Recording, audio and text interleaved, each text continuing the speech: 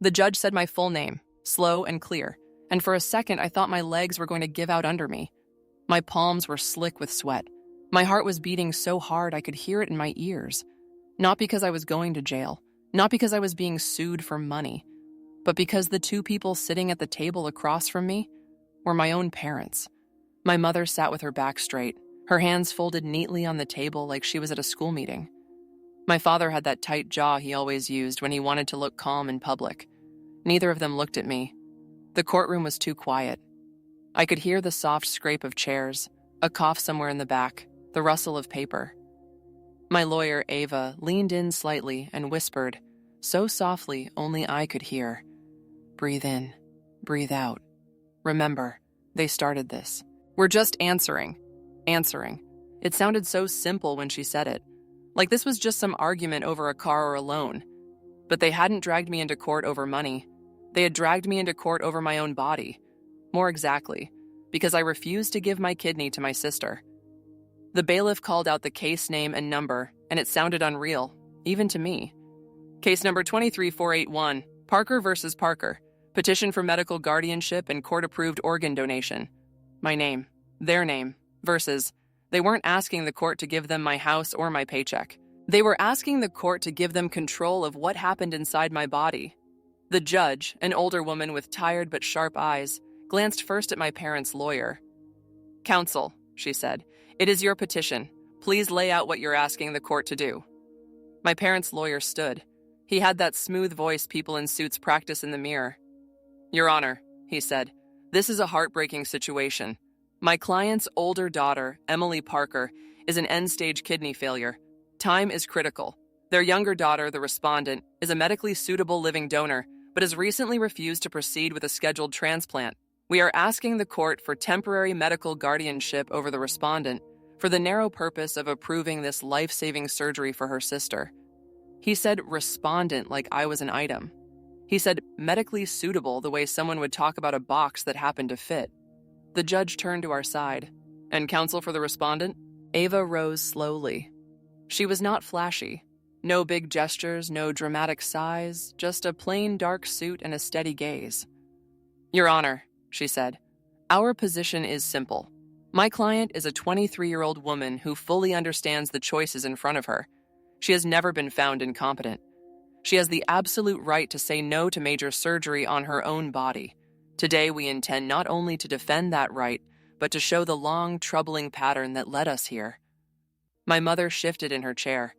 My father stared straight ahead, his knuckles white where he gripped his pen. I wiped my hands on my skirt under the table, trying to stop them from shaking. Because this was what they didn't know. They thought this day was about my selfish refusal, about me abandoning my sister, about me turning my back on my family. They had no idea that today was the day something else would be exposed. The thing they had planned before I was even born. The thing that had been sitting under every conversation we'd ever had. The thing that explained why I'd always felt like I was there, but not really there. I closed my eyes for just a moment and let myself fall backward in my mind, past the angry texts and doctor visits and late-night arguments. Back to where this really started. Back when I was just a little girl, proud to be the healthy one, and still foolish enough to believe my parents were heroes.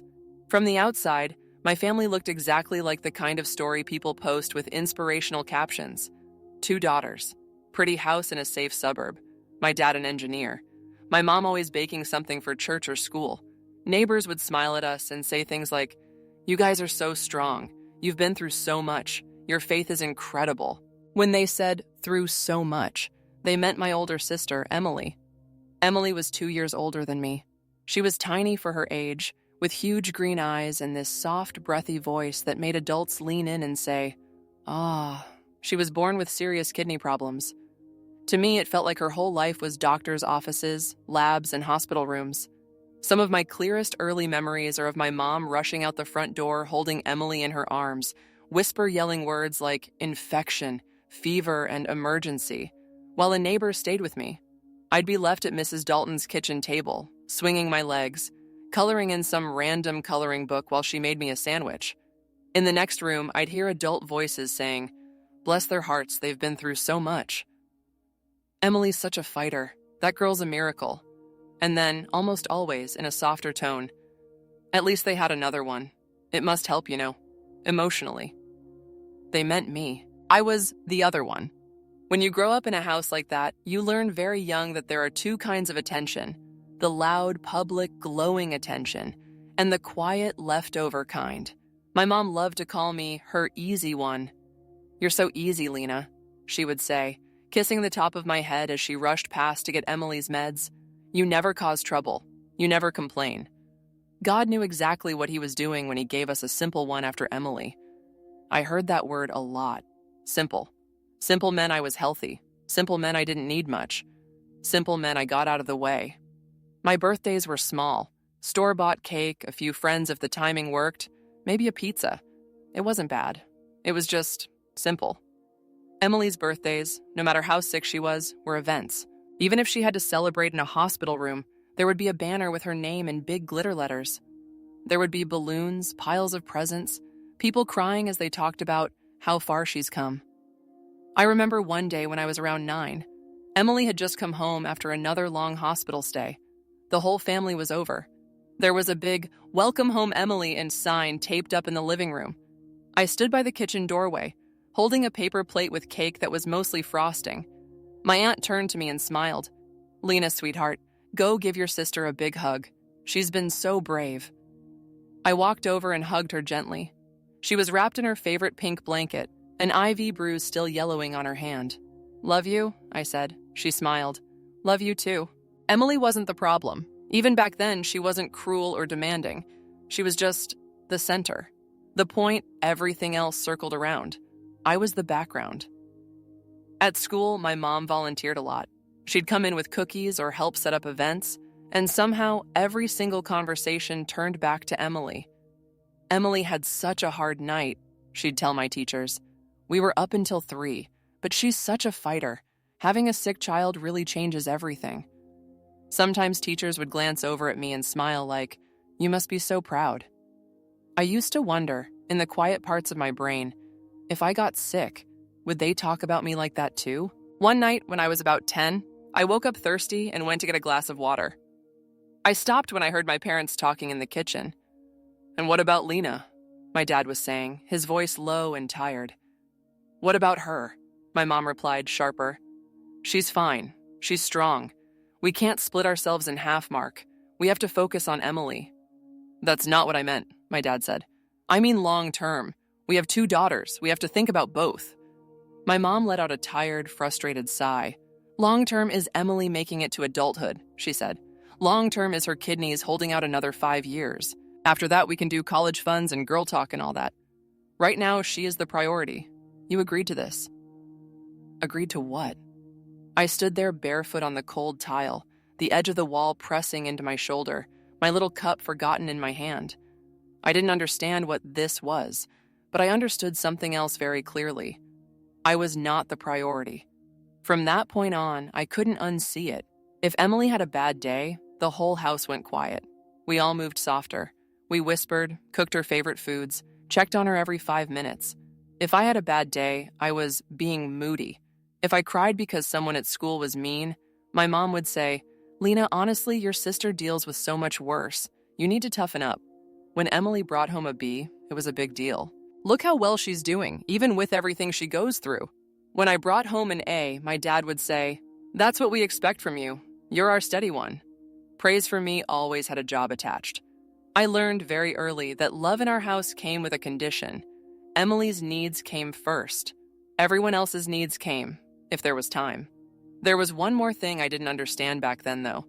Why every once in a while grown-ups said my name in that same tone they used for test results. I was 12 the first time I heard the word donor. It was after soccer practice. I had just joined the middle school team and I was excited. It was something that had nothing to do with hospitals, nothing to do with my sister. It was just mine.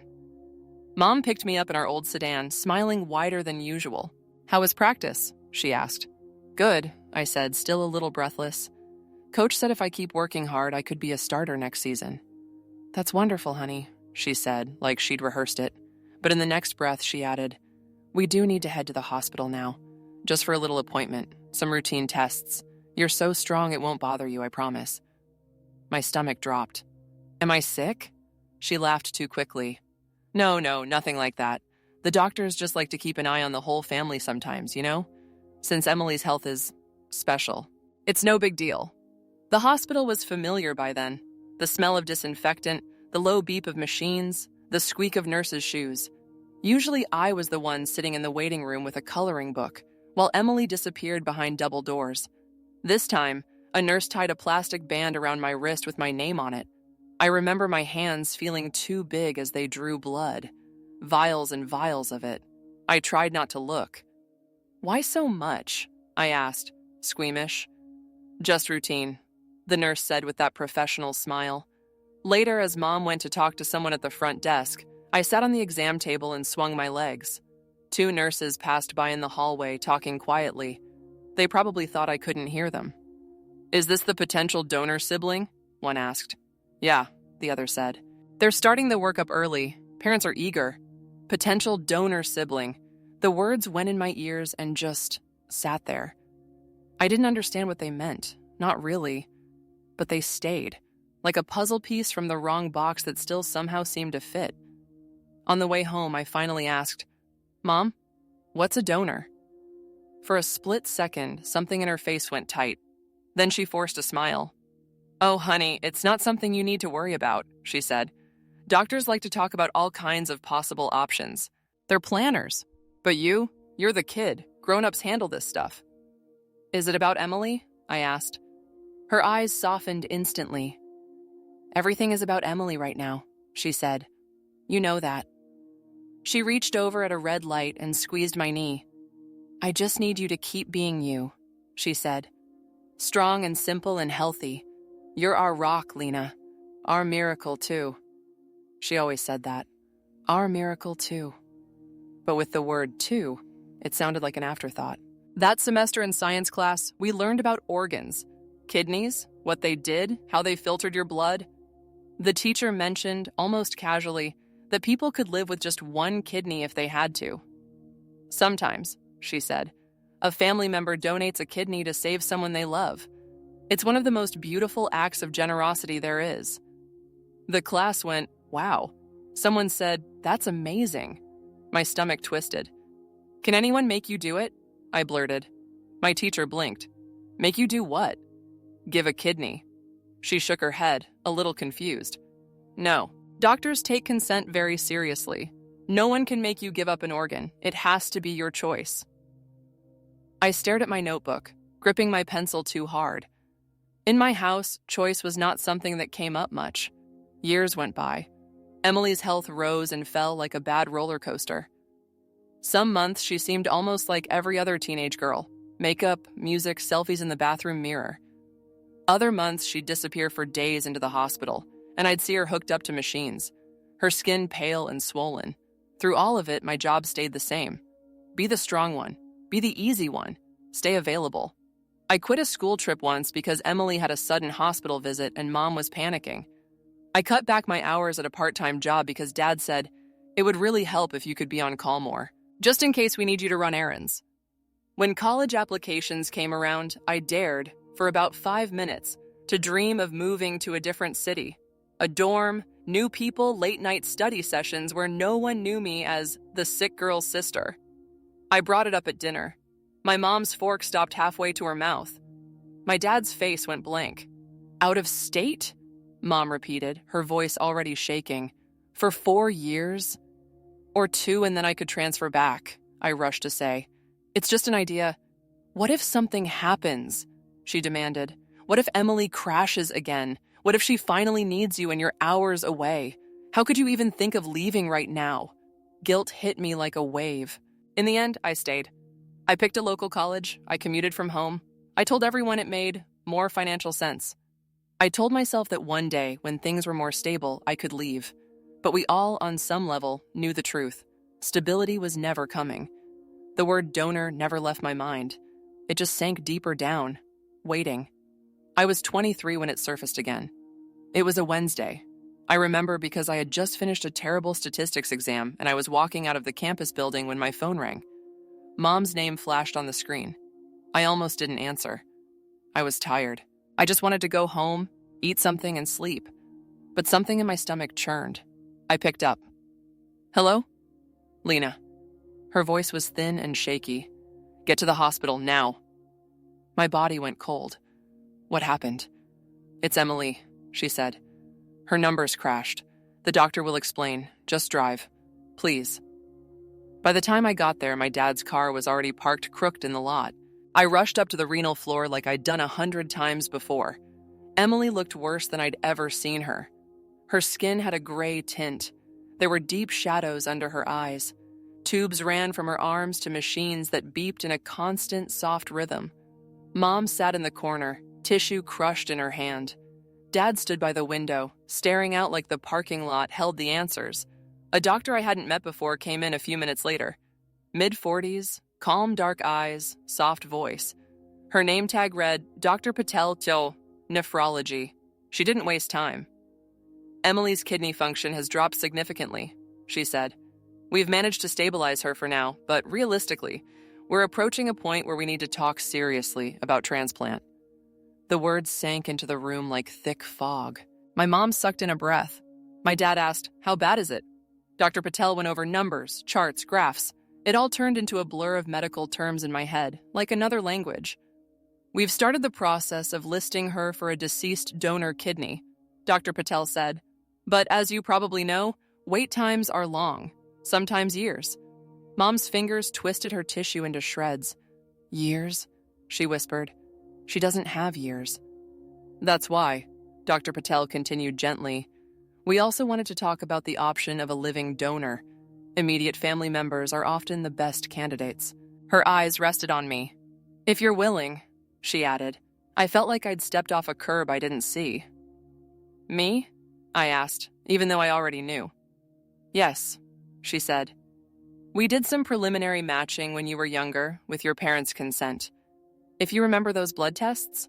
I thought back to that day at 12 years old. The potential donor sibling comment, the way Mom had brushed it off. "We'd need to update our information now that you're an adult," Dr. Patel continued. "But based on past results, you were a very promising match." My mouth went dry. Can I think about it?" I asked. My mother's head snapped toward me so fast I thought she might hurt herself. "Think about it?" she repeated slowly. "Lena, your sister's organs are shutting down, and you want to think about it?" Dr. Patel lifted a hand. "Mrs. Parker, this is a major decision. We always give potential donors time to consider. They need to understand the risks and benefits. There can be no pressure." Mom started crying again. This soft, hiccuping cry she did when she wanted everyone to see how hurt she was. "We've known this was coming since she was a baby," she said. "We've been preparing for this reality for 20 years. We planned—" "Linda," my dad cut in sharply. "Not now. Planned." That word stuck in my mind like a hook. Dr. Patel glanced between us, her brow furrowing slightly. "I'm going to step out and let you talk as a family," she said. "Lena, if you decide you'd like more information, we can set up private counseling sessions for you. Just you and the transplant team. No parents, no pressure." When she was gone, the room felt too bright and too small at the same time. My mom turned her whole body toward me, her eyes wet and shining. "How can you say you need to think about it?" she whispered. "That's your sister. She would give you her heart if she could. You know she would." I looked at Emily lying there so still, her lashes dark against her cheeks. My throat closed. "Would she?" I asked, my voice small. "Did you ever ask her if she would?" My mom stared at me like I'd slapped her. "She's the one who's sick," she snapped. "We're not talking about hypotheticals. We're talking about reality. She needs a kidney. You're healthy, thank God. You can help her. What is there to think about?" "I'm scared," I said, my voice shaking despite my best efforts. "It's surgery. What if something goes wrong? What if I have complications? What if I want kids someday and something happens?" My dad finally turned away from the window. "Being scared doesn't change what's right," he said quietly. "Your mother was terrified when Emily was born. We were terrified every time we had to rush her to the ER. We still did what we had to do." "I'm not saying no," I said quickly. "I just need time. I need information. I need to talk to someone who isn't my parent or my sister's doctor. Mom shook her head slowly, tears sliding down her cheeks. You sound like a stranger, she whispered, like someone online arguing about bodily autonomy while a child dies. You are not that kind of girl, Lena. I know you. You are generous. You are loving. This fear is not who you are. Guilt pressed on my chest like a weight. I'll do the tests, I said finally. I'll talk to the doctor. I'm not promising anything else, but I'll see if I'm actually a match. Okay? Relief flooded her face so fast it was dizzying. She sprang up and hugged me, squeezing me until I could barely breathe. I knew you were a good daughter. She sobbed into my hair.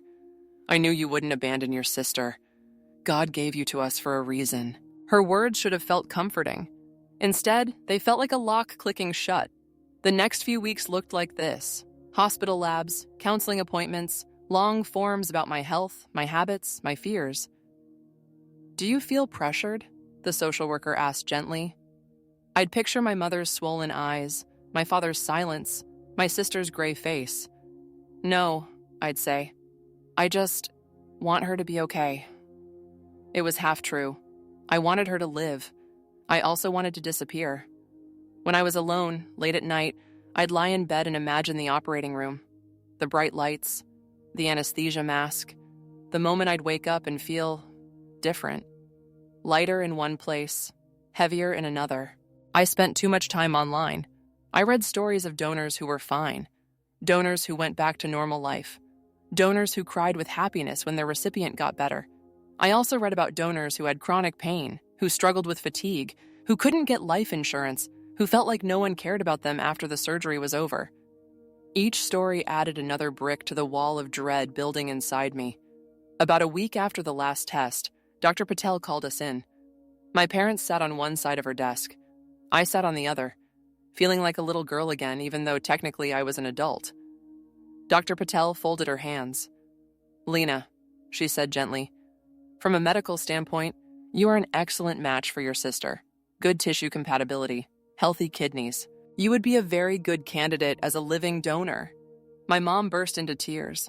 My dad's shoulders loosened like someone had cut a string. A miracle, Mom choked. God, thank you. Thank you. I sat there, numb. Now, Dr. Patel continued, as we've discussed, that does not mean you must proceed. We'll have a full discussion of the risks, both short and long term. There will be a separate evaluation with our donor advocate. No one, not me, not your parents, not even your sister, is allowed to pressure you. Do you understand? 3 sets of eyes swung toward me. I heard my own voice from far away. Yeah, I said. I understand. Good, she said. We'll give you some time today, and our donor advocate will reach out to schedule follow-up. In the car on the way home, my mother was almost giddy. We have a date, she said. We can do this fast before Emily gets any worse. It'll be like ripping off a bandage. It'll be hard, but then it'll be over, and you'll both be home, and we'll finally be normal. Normal. As if cutting into both her daughters was just another step toward that.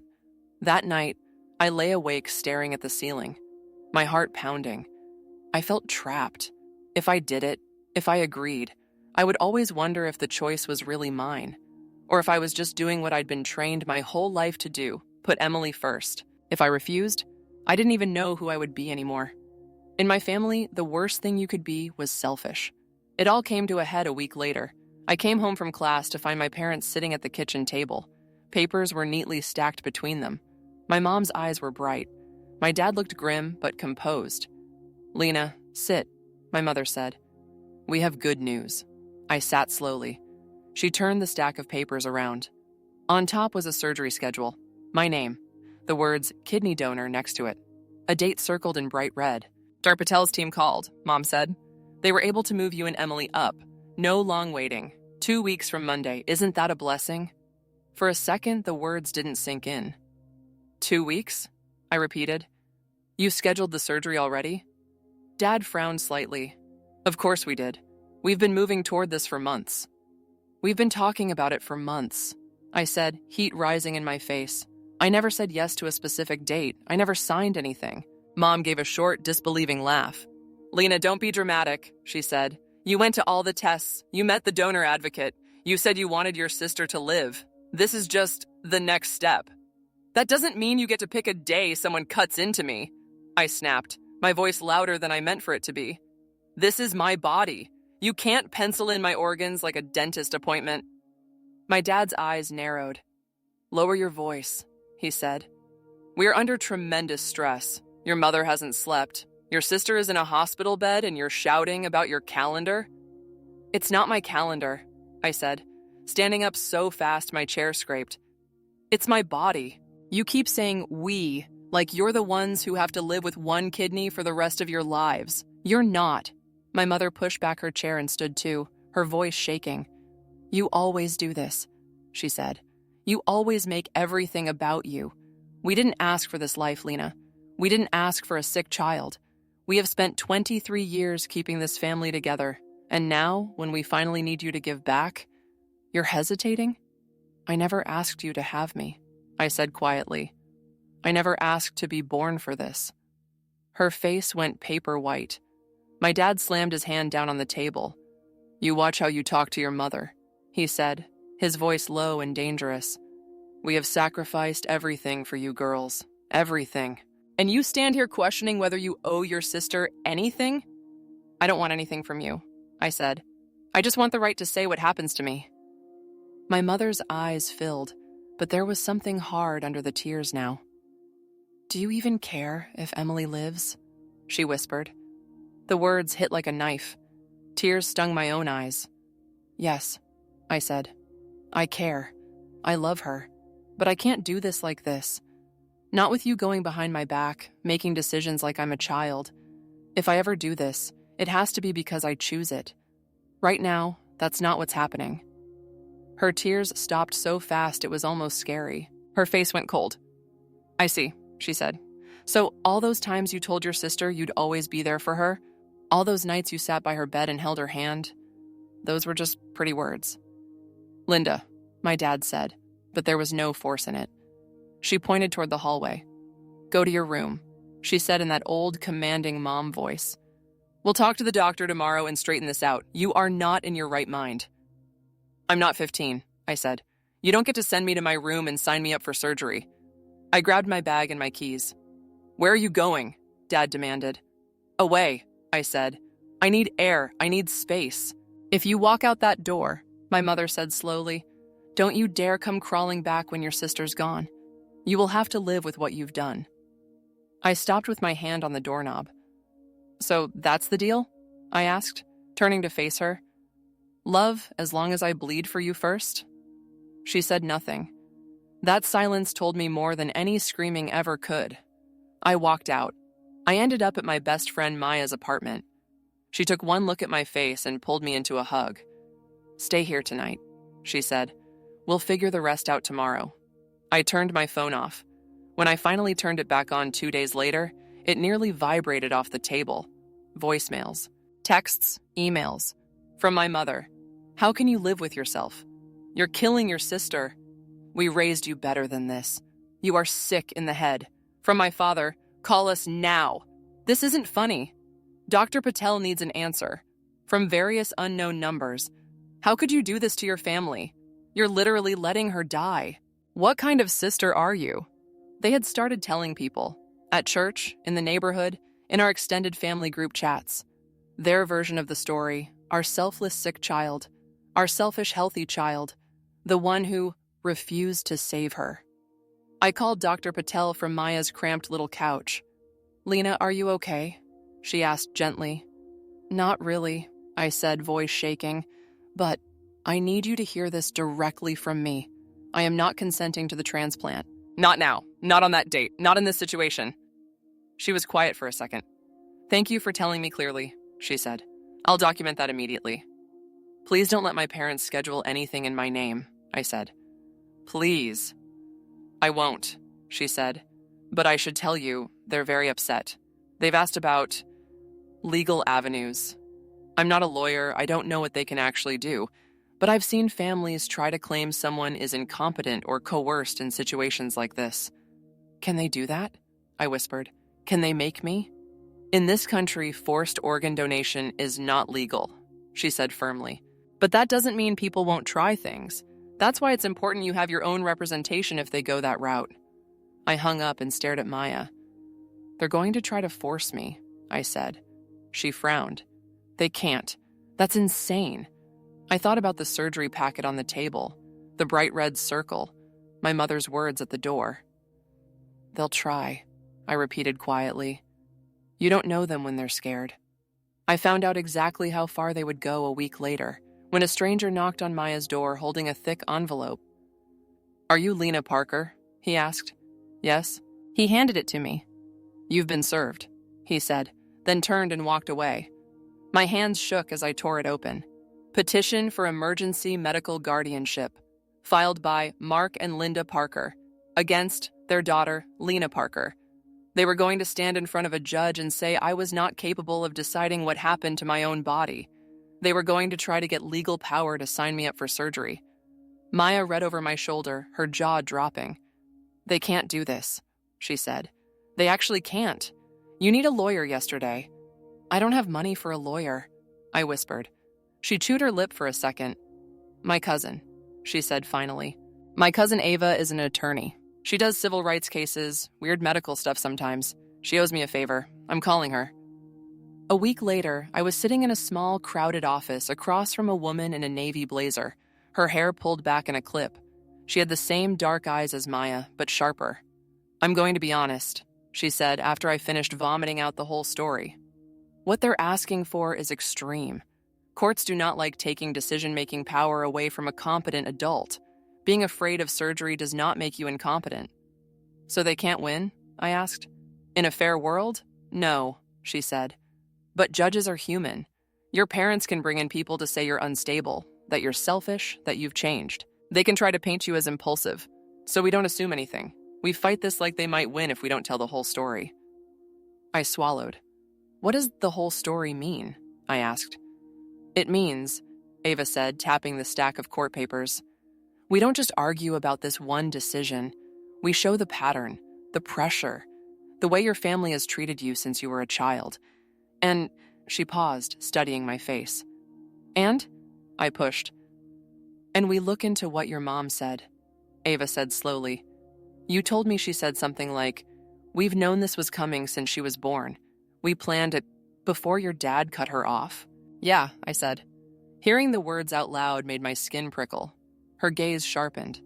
I've seen a handful of cases like this, she said, where a second child is selected, for lack of a better word, to be a match for an older sick one. Fertility clinics, genetic screening, that kind of thing. You're saying they might have had me on purpose? I asked. For this?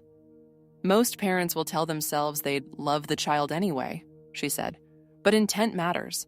If they went to a clinic and chose an embryo because it would be a match for bone marrow or kidneys, if they spent your whole life grooming you to be a donor, that's something a judge should know. I felt like someone had opened a door in my brain I didn't know was there. So you think there's paperwork? I asked weakly. Like receipts? For me? If they used reproductive technology, yes, she said. Medical records, emails, insurance forms. We'll subpoena what we can. We won't assume, but we're going to look. Over the next few weeks, that's exactly what she did. She filed requests to a fertility clinic whose name I'd never heard. She asked for old hospital files, therapy notes, social worker summaries. She dug into the parts of our life my parents had never talked about. At first, it was just paper. Dates, lab values, signatures. Then, one afternoon, she called me into her office. When I sat down, she slid a thin folder across the desk. These are records from a place called Bright Path Fertility, she said, dated about a year after Emily's diagnosis. My mouth went dry as I opened it. There it was. My parents' names, the clinic logo, a lot of technical stuff I didn't fully understand. Egg retrieval, embryo creation, testing. One line was highlighted. Embryo selected, HLA compatible with existing child, Emily Parker. HLA compatible? I asked, my voice small. It's an immune marker, Ava said.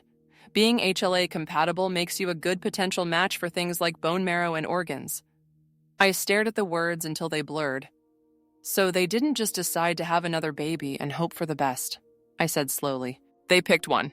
On a purpose, one that matched Emily. In itself, that technology isn't illegal, Ava said carefully. Plenty of people use it to avoid genetic diseases, but we're not talking about the law right now. We're talking about intent.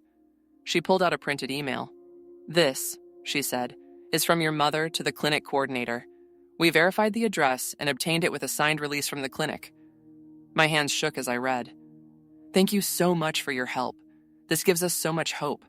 Knowing that our next baby will be a match in case Emily ever needs bone marrow or a kidney one day takes such a weight off our shoulders. Of course, we will love this child for who they are, not just what they can give. But we finally feel like we have a safety net. I couldn't read anymore. That's me, I whispered. She's talking about me, before I even existed. Yes, Ava said quietly. This email is from about 10 months before you were born. I put the paper down like it was hot. So they knew, I said. They knew this might happen. They had me anyway.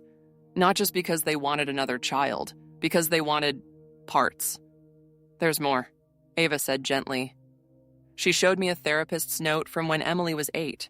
Patient expresses belief that when my sister is big enough, I'll get her kidney and then I'll be normal. Belief appears to be based on statements made by parents. Recommended family counseling. I squeezed my eyes shut. They told her too, I said. They told her she'd get my kidney, when I was still a child myself. Yes, Ava said. We also have a note from a hospital social worker from about 5 years ago. It says, and I quote, parents appear to put significant pressure on younger sibling as the healthy one and the one who will save her one day. Advise parents to be careful about burdening younger child with responsibility for patient's survival. There is no record they followed up with counseling. It felt like the room was tilting. All those years, I whispered. All those times they said, we're so thankful you're healthy, Lena. You're our rock. You're our miracle. It wasn't just relief. It was investment. Protecting the asset. Ava's eyes softened, but her voice stayed steady. What they did, she said, turning you into an unspoken promise, measuring your choices by what they meant for someone else's body. That's not okay. I don't care how scared they were. It's not okay. They're going to say they love me, I said bitterly. They always do. I'm sure in their own way they do, she said. But love doesn't erase impact. This case isn't about punishing them for being scared parents. It's about making sure the court doesn't hand them full control over you because of a story they've been telling themselves for 23 years. What do we do with this? I asked, motioning to the stack of records. We show it to the judge, Ava said. Not right away, not like a bomb. We let your parents present themselves as loving and reasonable. Then we open the curtain and show the rest of the play. I thought of my mother's words in the kitchen. We've been preparing for this reality for 20 years. We planned, no wonder my fear didn't make sense to her. To her, this wasn't me being asked for something huge. This was a bill coming due. The day of the hearing came faster than I wanted it to. That's how we ended up back in that too bright courtroom. My parents on one side, faces set. Me on the other, clutching a pen like it could anchor me. Their lawyer went first. He spoke in a smooth, practiced tone, building the picture he wanted the judge to see. He talked about Emily's surgeries, her hospitalizations, their sleepless nights. He described their devotion, their faith, their sacrifice. He painted me as the girl I used to be in their eyes. Lena was always incredibly close to her sister, he said. She would sit by her bed for hours, reading to her. She used to tell Emily, I'll always be there for you, no matter what. She was gentle, kind, and selfless. Then his tone shifted. Recently, he said, there has been a disturbing change. Lena abruptly left home. She cut off contact. She has expressed paranoia about her parents' motives. She has become fixated on abstract legal ideas like bodily autonomy, while her sister lies in a hospital bed. He shook his head sadly. Your Honor, we believe she is not currently in an emotional state to weigh the magnitude of this decision. We are simply asking for temporary medical guardianship so that her parents, who know her, love her, and have sacrificed their lives for both daughters, can make the life-saving choice she would make herself if she were thinking clearly. Then my mother took the stand. She cried before she even opened her mouth. The tissue in her hand shredded into little white pieces. I am not trying to hurt my daughter, she said, her voice breaking. I love both my girls more than my own life. If I could give my kidney, I would. But the doctors said I can't. They said Lena is the match. What kind of mother would I be if I didn't do everything, absolutely everything, to keep both my children alive? Their lawyer showed photos of Emily in the hospital. Wires, machines, her eyes closed. People in the room shifted, uncomfortable. They asked my mother questions that made her sound brave, faithful, tragic. "Did you ever tell Lena she had to do this?" the lawyer asked gently. My mother dabbed her eyes. I told her we believed she would," she said. "Because she's a good person. Because she loves her sister. I never meant to force her. I didn't think she needed to be forced. I thought she would want to." Then Dr. Patel testified. She confirmed that Emily was very ill. That time mattered, that a transplant could help. "Is Lena a good match?" their lawyer asked. "Yes," Dr. Patel said. "From a medical standpoint, she is an excellent candidate." "And would this transplant significantly improve Emily's chances?" "Yes, it would." Their lawyer smiled, then went in for the line he wanted. "So isn't Lena's refusal to donate effectively a choice to let her sister's condition worsen, possibly fatally?" Dr. Patel's jaw tightened. "I'm not going to frame it that way," she said. "Lena has the right to decline. We do not support pressuring or forcing anyone into donation." He tried to push, but she held her ground. "Fear is not incapacity. Consent must be free. We cannot cut someone open because we don't like their answer." Then it was Ava's turn.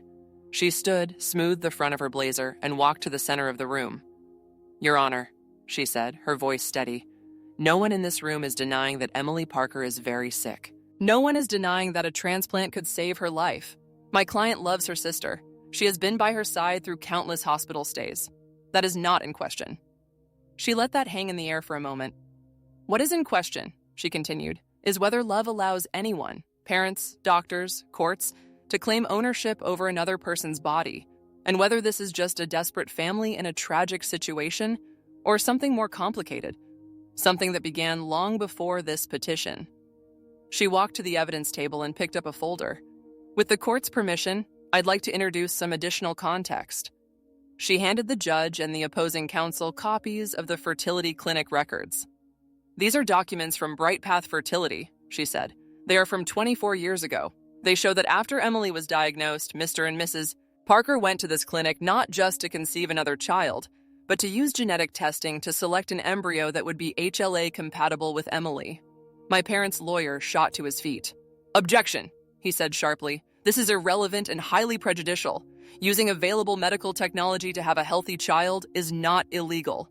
"We are not claiming it is illegal," Ava said calmly. "We are claiming it is relevant to the intent and long-term pattern of behavior that brings us here today." She pointed to the highlighted line in my mother's email. In this email, Mrs. Parker writes, and I quote, "Knowing that our next baby will be a match in case Emily ever needs bone marrow or a kidney one day takes such a weight off our shoulders." The judge's eyes flicked to my parents, then back to the page. "There's more," Ava said. She projected the therapist's note onto the screen.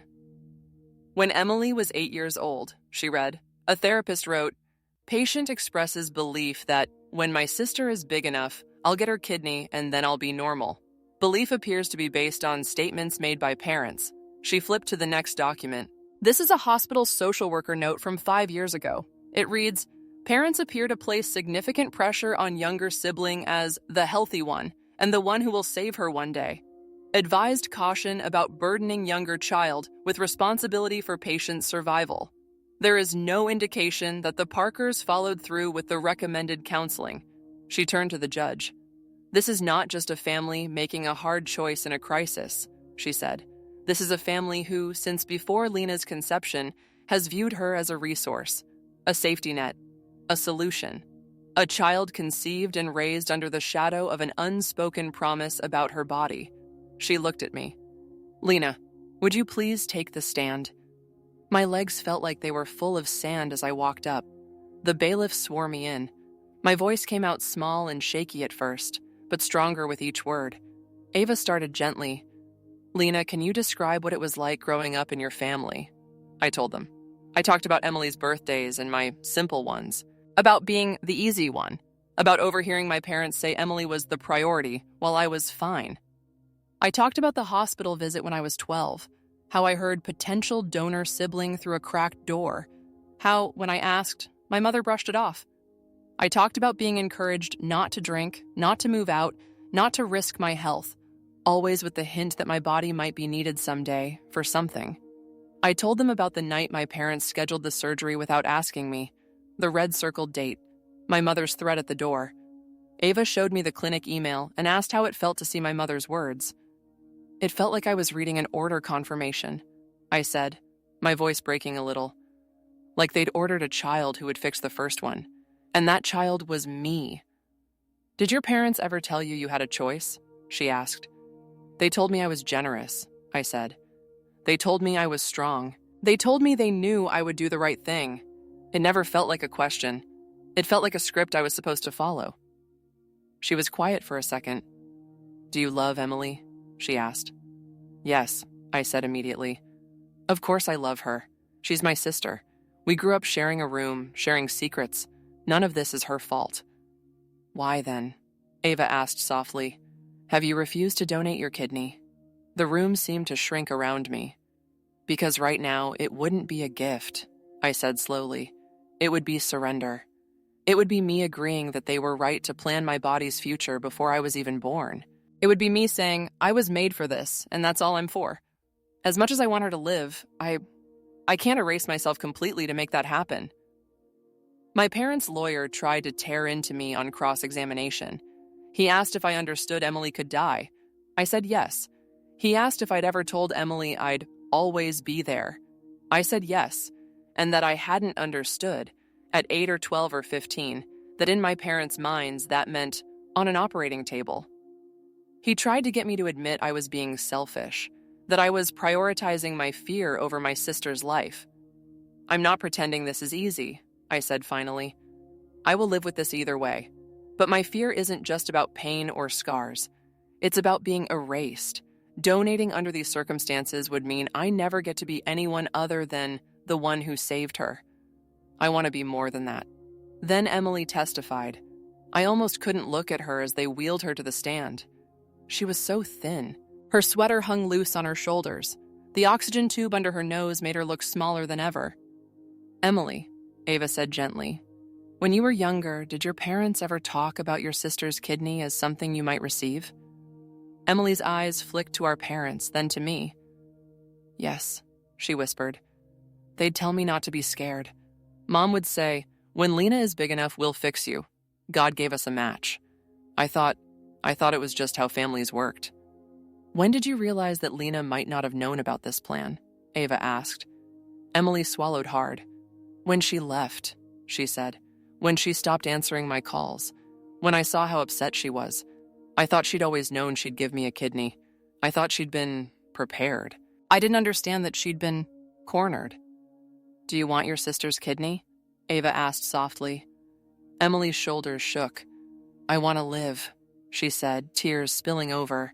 I'm terrified. I don't want to die, but I don't want her to wake up every day next to that scar and hate me for it. I don't want to be the reason she feels like an object. If she ever gives it to me, I want it to be because she wants to, not because Mom and Dad made her. She turned her head toward our parents. I never asked you to sue her, she said, her voice rising slightly. I never asked you to do this. You made this about your fear, not about love. My mother put a hand to her chest. My father stared at the floor. When everyone had finished talking, the judge sat very still for a long time. The room was so quiet I could hear the clock ticking. Everyone in this room is suffering, she said finally. Emily, you are facing something no young woman should have to face. Mr. and Mrs. Parker, you have spent decades caring for a very sick child. Lena, you have grown up in the shadow of that sickness. She sighed softly.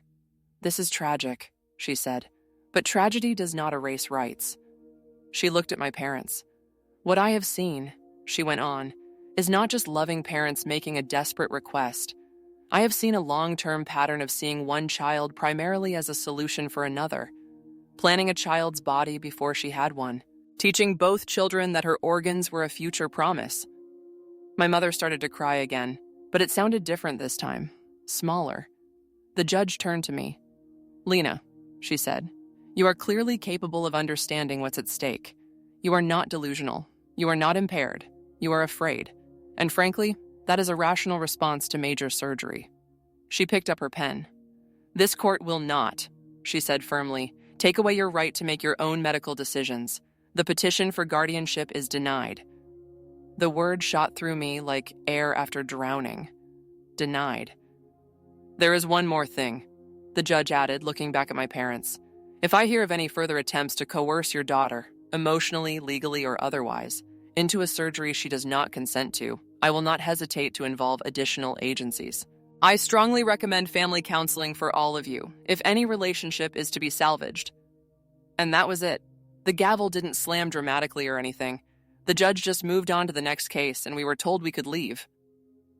I stepped out of the courthouse into blinding midday light. For a second, I just stood there on the steps, my hand on the railing, breathing. It was over, the court part anyway. I had won. Maya squeezed my shoulder. Ava gave me a small, real smile. My parents came out a minute later with their lawyer trailing behind them. They looked smaller.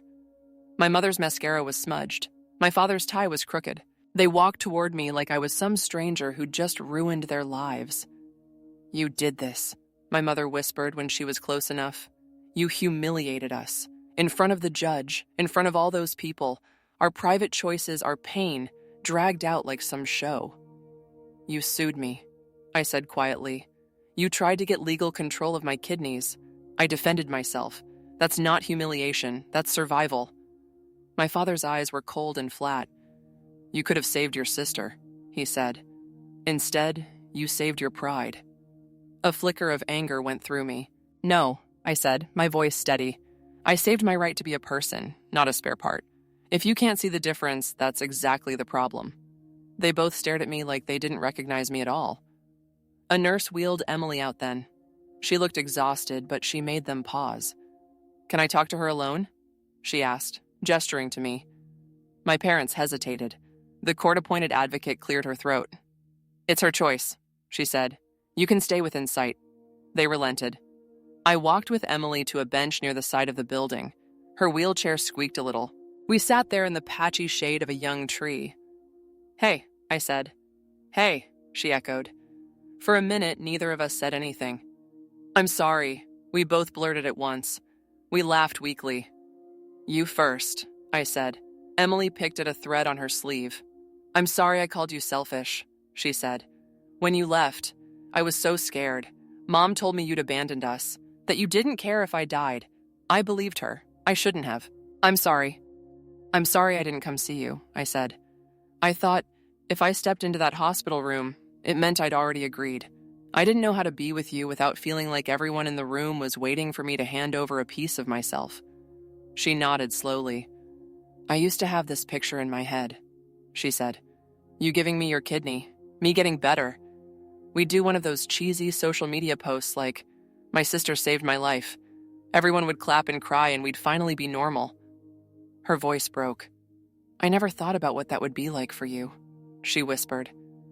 Waking up changed, always being the one who saved me. I didn't think past my own fear. Hot tears stung behind my eyes. You're not the one who hurt me, I said. They did. They built your hope on a promise I never agreed to. They never gave either of us the full truth. She took a shaky breath. So what happens now? She asked. With us, I mean. I swallowed. I want to be in your life, I said.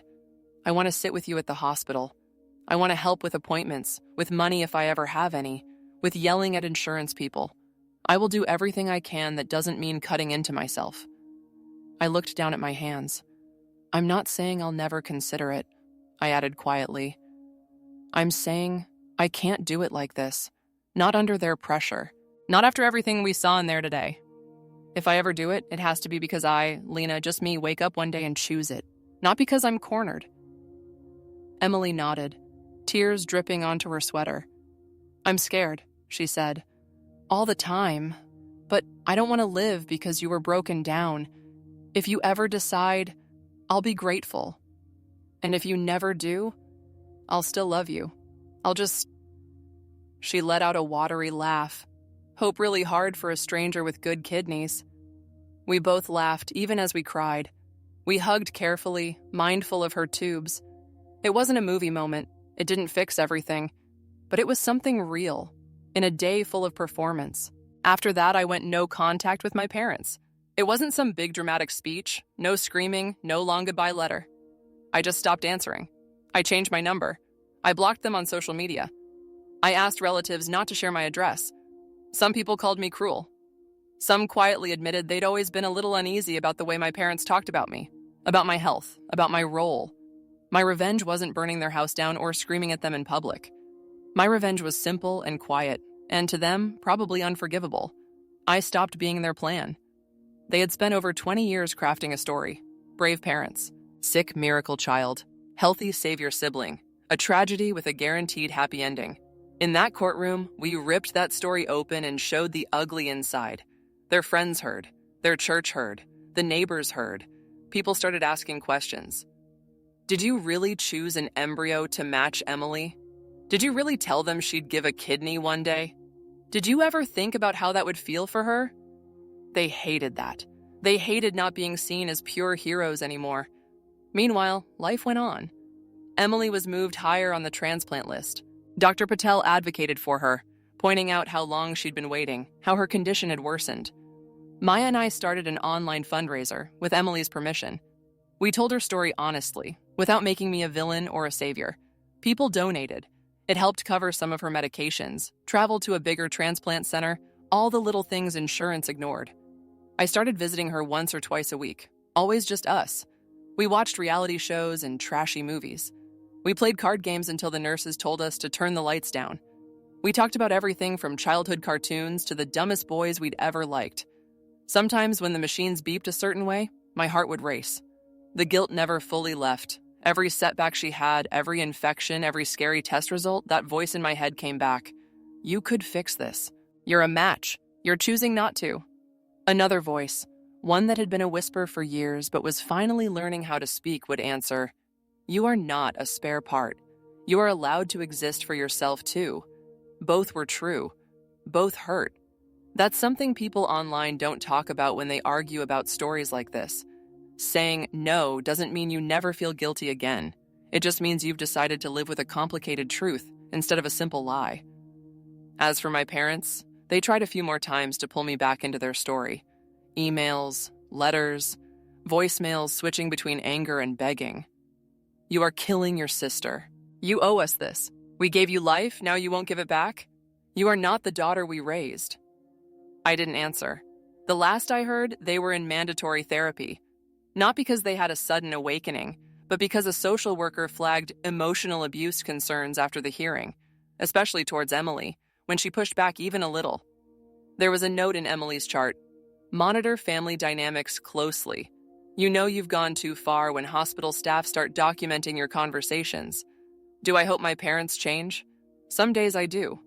The little girl in me still wants a mom who hugs her without an agenda, a dad who asks about her day without sneaking in a kidney joke. Other days, I don't care. I stopped putting my life on hold while I waited for them to become the parents I needed. I found a tiny one-bedroom apartment with thin walls and terrible water pressure. It was mine. I changed my major at school to something I actually liked, not just what was practical. I got a part-time job at a bookstore. I went to therapy. Session after session, I unraveled the knot that had been growing inside me since before I could talk. The knot that said, you are only valuable when you are useful.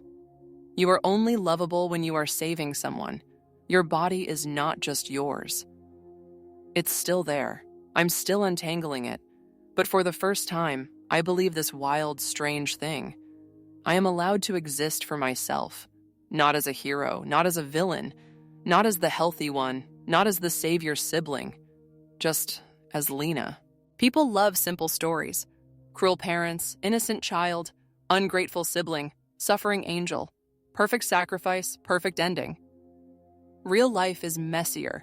My parents are not monsters. They're scared, flawed people who let their fear turn love into control. They did terrible things thinking they were doing what was necessary. Emily isn't a saint or a burden. She's just a girl who grew up being told her sister's body was her miracle. Of course she clung to that. Of course she felt betrayed when it threatened to disappear. And me?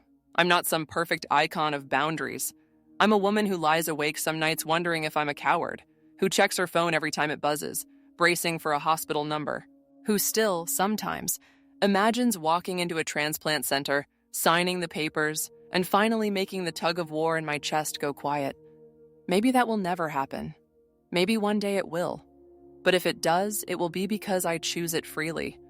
Not because someone waved 23 years of obligation in my face and called it love. That's the difference. A gift means you can say no. A debt means you can't. If there's anything I've learned from all of this, it's not always choose yourself no matter what. And it's not family comes first no matter the cost. It's this: you are not an object for other people's emergencies. Your time, your energy, your money, your body, those are things you can share. Generously, even sacrificially, if you want. But the moment someone tells you that you owe them your body, that love means you are not allowed to refuse, that's not love. That's ownership. And you are not property. My parents took me to court because I wouldn't give my kidney to my sister. They thought the judge would hand them a signature and a scalp, my consent cut out of the equation. They thought they could shame me back into place. Instead, the truth came out. The truth about how I was conceived. The truth about what they whispered to my sister at night. The truth about every simple comment, every healthy one joke, every warning about staying strong just in case. In the end, my biggest revenge wasn't ruining their reputation or making them cry in a courtroom. My biggest revenge was refusing to ruin myself for them. It was stepping out of the role they wrote for me before I even had a name. It was saying, I love my sister, but I am not your safety net. I am not your solution. I am me. And learning, slowly, painfully, that I am allowed to walk away from a script that demands my body as payment. Even if people watching from the outside think that makes me the villain. Because sometimes, the bravest thing you can do is put the script down, step out of the spotlight everyone built for you, and finally start writing your own story.